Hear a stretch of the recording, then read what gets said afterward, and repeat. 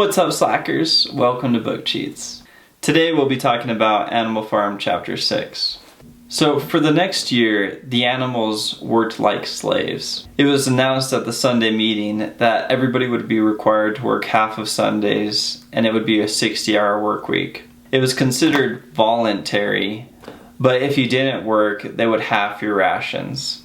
Because the animals were so focused on building the windmill, 2 of the fields didn't get crops. And one of the biggest issues they ran into building the windmill was that they couldn't cut limestone. They couldn't use the human tools because they couldn't stand on 2 legs. But eventually they figured out a way to break down the limestone. They would take a bunch of animals and they would haul a big boulder up a hill and then drop it off the hill onto a bigger rock. It was a slow process, but it worked. Boxer the horse seemed to work as much as all the other animals combined. The more the animals worked on the windmill, the more they realized they didn't have everything they needed to complete the windmill on the farm. It was announced at one of the morning meetings that they would begin trading with humans. Napoleon said to avoid contact with humans, they would deal with a guy named Mr. Whymper, and that he would do all their trading for them. A lot of the animals didn't like this idea because it was against the 7 commandments. Squealer went around and convinced everybody that it wasn't part of the 7 commandments, but that it was just a lie that Snowball had created. So every Monday, Mr. Whymper would come to the farm and start doing business for the animals. After a while, the pigs moved into the farmhouse. If I would have been one of the animals and the pigs moved into the farmhouse, I would have been like... Some of the animals complained about this because it was against the 7 commandments too. Squealer the pig went around to all the animals and with a similar pitch told them that it wasn't part of the 7 commandments. Most of the animals were convinced, but Clover the horse was still confused. She remembered Snowball writing the 7 commandments on the barn wall, and she wanted to read them. Because Clover couldn't read, she asked Muriel the goat to read the 4th commandment to her.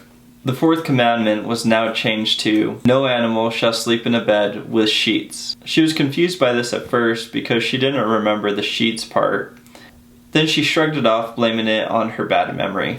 Some of the pigs in this chapter began to wake up later than the other animals. And at one of the Sunday meetings, Napoleon announces that all the pigs will wake up 1 hour later than the rest of the animals.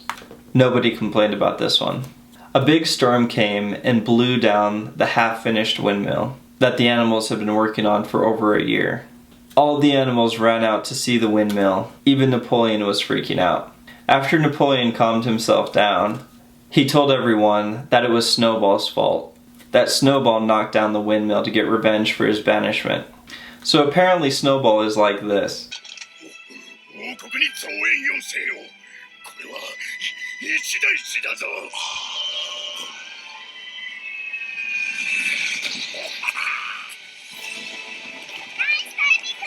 I'm pretty sure some of the animals were like... Napoleon announced that Snowball must be caught and executed. He told the animals that a half a bushel of apples for dead and a full bushel of apples for alive. Some of the pigs planted fake footprints, and Napoleon quickly blamed them on Snowball. Most of the animals were excited about the apples and began rushing looking for Snowball. Napoleon then announces that they'll begin rebuilding the windmill right away. And that concludes the chapter.